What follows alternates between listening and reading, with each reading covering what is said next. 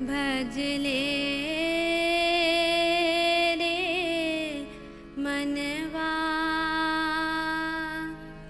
हरि जी के नाम। भजले रे मनवा हरि जी के नाम। ये दुनिया मां कुछ नहीं सा साचा हवे संगवारी रे हरि जी के नाम। भजले रे मनवा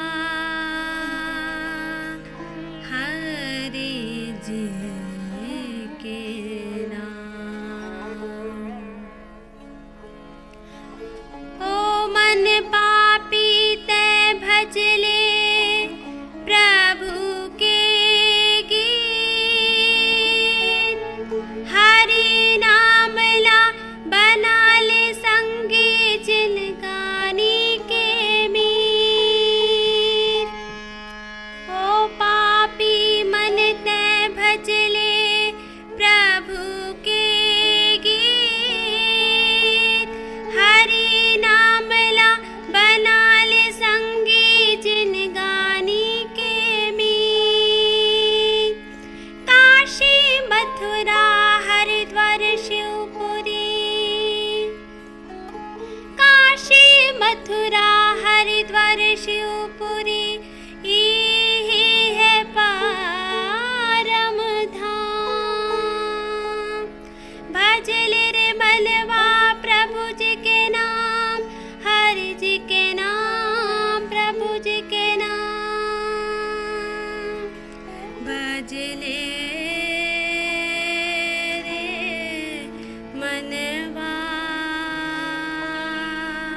हरि जी के नाम। नाम बिन जिनकी आबिर था भजले हरि के भजन। प्रभु के नाम जग तारन है गाल इहिला मगन। नाम बिन जिनकी आबिर था भजले हरि के भजन। प्रभु के नाम जग तारन है गाल इहिला मगन।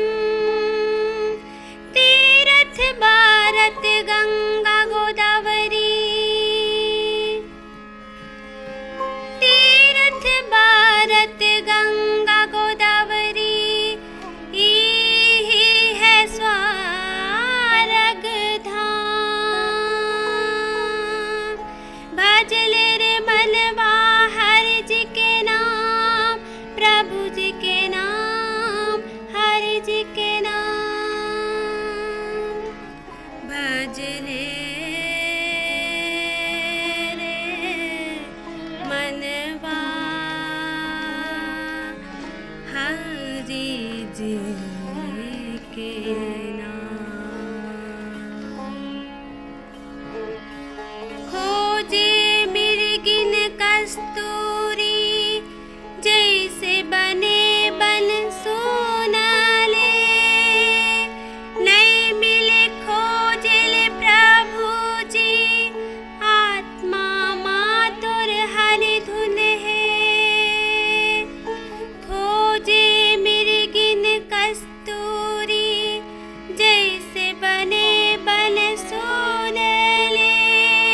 नहीं मिले खोजले प्रभु जी आत्मा मातुर हरि धुन है। ईसा गुरु गोविंद अल्लाह। ईसा गुरु गोविंद अल्लाह यही है राम घनश्याम। भजले रे मनवा प्रभु जी के नाम।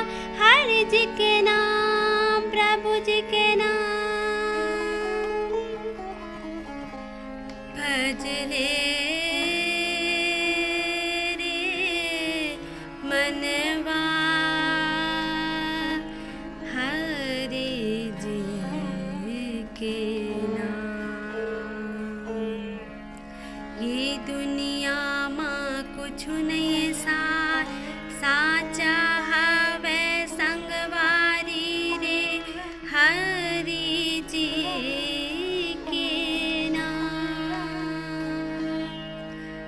भज ले